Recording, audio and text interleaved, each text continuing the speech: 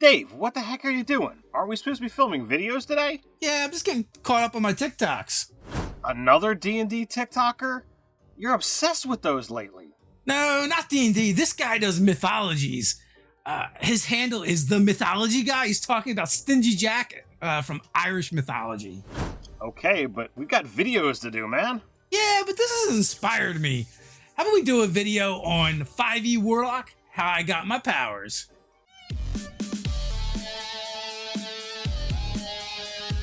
Welcome to Nerdarchy, for nerds, by nerds. I'm Nerdarchist Dave, and as usual, I'm joined by this nerd.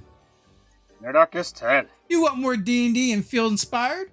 Hit that subscribe button. It's more Nerdarchy you're after and not feeling stingy. You might want to ring that notification bell.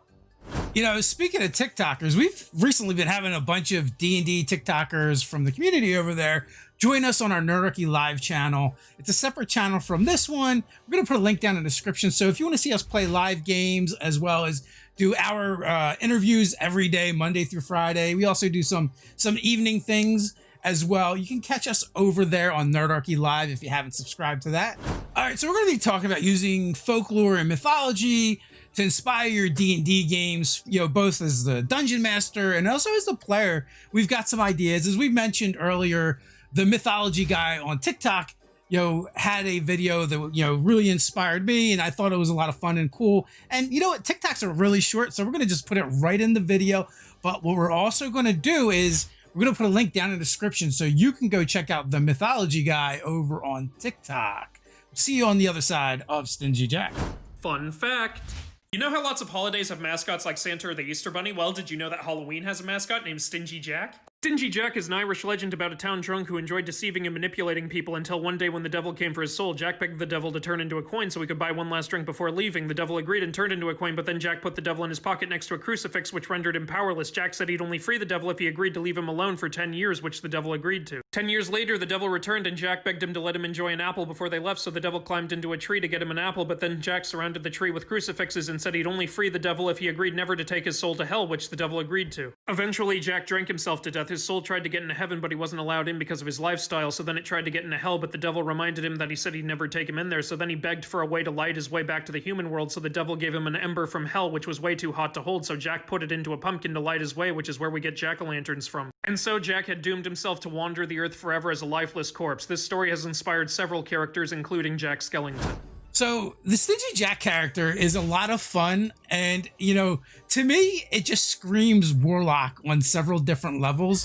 when I hear the story and the facts about it, you got this old drunk who tricks the devil a bunch of times, and so Stingy Jack himself might actually be a warlock that is kind of like weaseled power out of the devil, but he tricks him in order to keep the devil from taking his soul, for now, and then figures out how to keep him from taking his soul forever, but he still kind of has his warlock powers. But of course, when you make deals with devils and demons and fiends, you generally get the short end of the stick. So there were some complications. Looking at this video is full of inspiration. I mean, even in the Fiend Pack Warlock, there is a power called the Devil's Own Luck. And it's possible that Stingy Jack, was using that.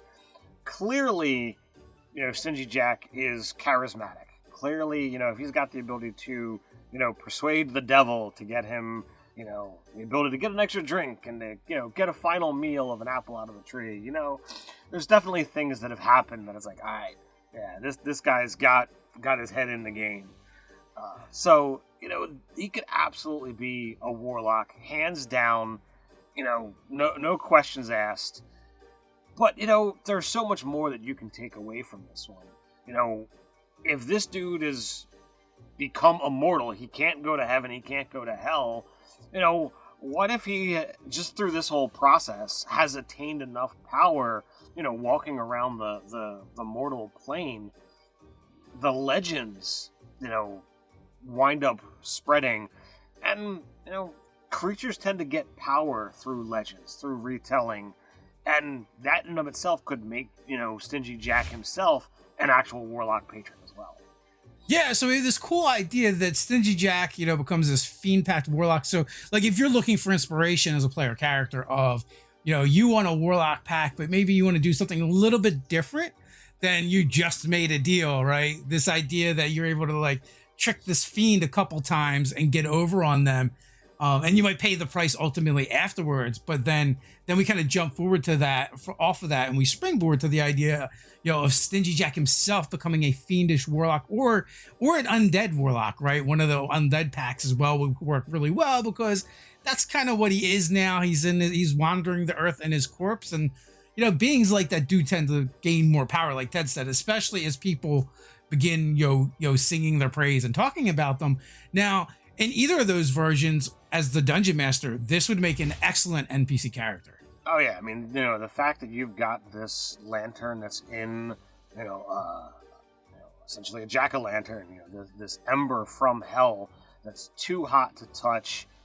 This character could be a creepy NPC that is a unusual quest giver, is a random encounter, someone just wandering the lands. If this dude is immortal, what has he got left to do? How long has he been around? Is this a recent occurrence of him being this undead creation, or has he been around a long time and people know about him? Maybe not knowing him personally, but what kind of things could this character be up to? When you don't fear death any longer, what does that mean? If you drop him, does he regenerate? Does he just get up tomorrow night? I doubt morning would work for this. It's definitely more of a dark thing. So when the moon rises, he just gets back up, and the lantern and the pumpkin just kind of reappear next to him. Regardless of where they were, maybe they're bound to him completely. There's just so many ways to use him. It's just got my mind in a whirl. Yeah, I mean, there's plenty of monsters that you can't just kill, or even if you do kill them, they just come back. Liches, mummies come to mind right away, vampires. All of them are undead and very difficult to kill. He could be the creepy quest giver, but he could also just be the quest. Maybe for something you're doing, you need that infernal flame that he carries with him to light something on fire, right? And you're like, well, we could quest to the 9 hells and grab that infernal flame from the source. Or, here's this lore about this guy that seems to be carrying an ember around with him. And that would be enough. All you need to do is touch it to the thing, and that meets the requirement. So now you're on this quest to find Stingy Jack, and either by force or by convincing them to let you use that infernal ember in order to do what you need to do. And then after that, maybe they do become a quest giver, right? You have to find them, you get what you need out of them, but like they make a deal with you. Well, I need something from you as well. And then they send you on a quest. So that's 3 different ways so far that we can use Stingy Jack. You inspired me to, throw one more in there. If this guy's been around a long time, he's apparently been to heaven, he's apparently been to hell. This dude could be a source of, innumerable amounts of information.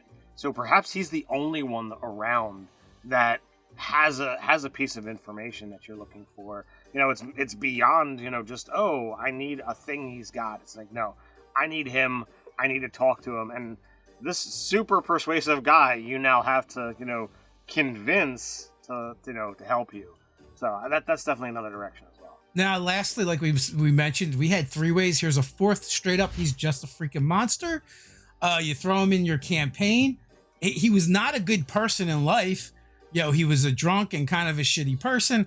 So he's probably not going to be a great monster either, right? So they're getting up to things, they're doing things, and you have to stop their mischief, whatever it is.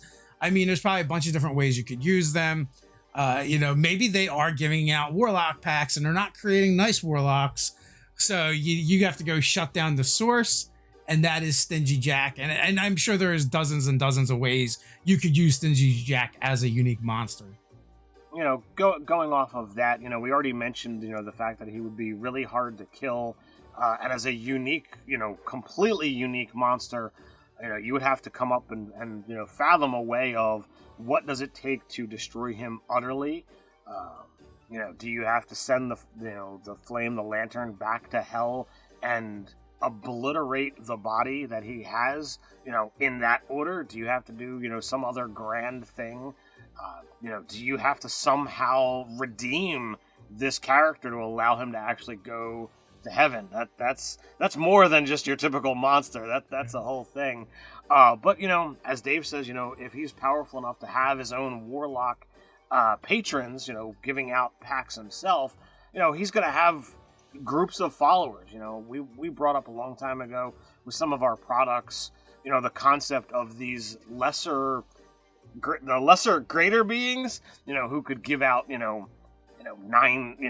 packs or a certain number. It's not unlimited like, some of the, the other Warlock, patrons that are out there. So he could be one of those, and he's got, a particular number. Let's go with 13 because it happens to, fall into that spectrum.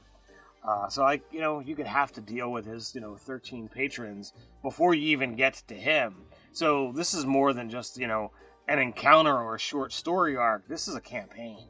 So you could definitely have a lot of fun with that. Yeah, I mean, there's tons of stuff you could do with Stingy Jack. But if you enjoyed this Warlock video, then you might want to check out the Broken Pact Warlock over here. If you're into Warlocks and patrons, why not become one of our patrons over on Patreon and help us keep doing what we do? And as a thank you for your support, you're going to get Nerdarchy 5e monthly content for players and GMs alike, a chance to game with us, and more. So until next time, stay nerdy.